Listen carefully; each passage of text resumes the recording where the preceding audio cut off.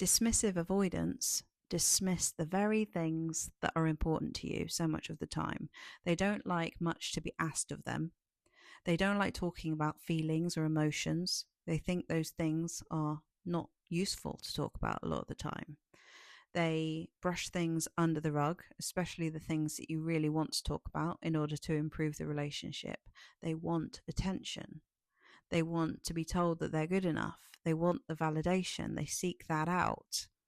But essentially, they are triggered when someone asks them to be accountable for the way that they have impacted other people. And so the person who is not going to trigger them and not make them run away and not make them shut down and not make them have those rage outbursts that they might have, or the silent treatment that they might give you, it's not going to be an empath, is it? It's not going to be someone who is highly attuned to their emotional world, because that asks a lot of them. That asks them to see themselves. So what's the opposite? Maybe it's a narcissist.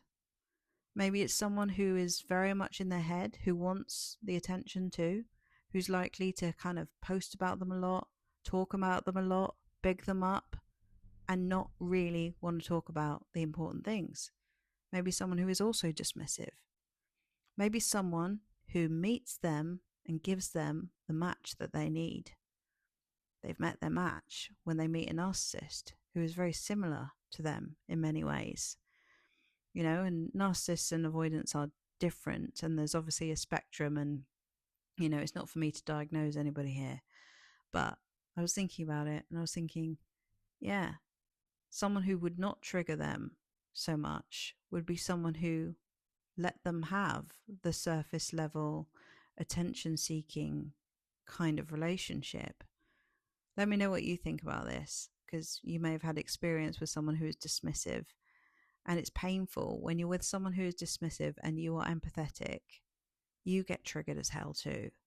But remember, they do as well, because it asks them to look at themselves, and they don't want to do it.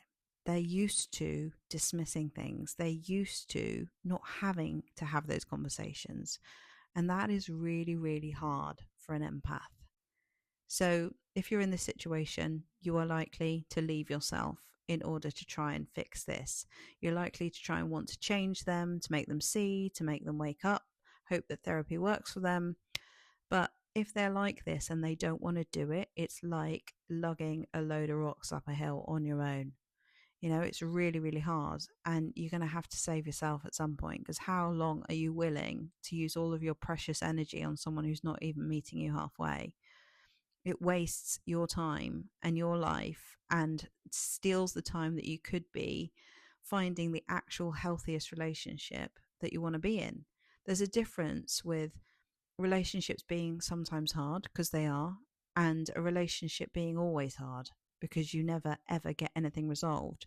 And I think that's one of the things that you have to really, really look out for, is how much of your time are you spending trying to adapt to the way that you think they want you to be? How much of you do you feel like you are? And honestly, what do you want from your life?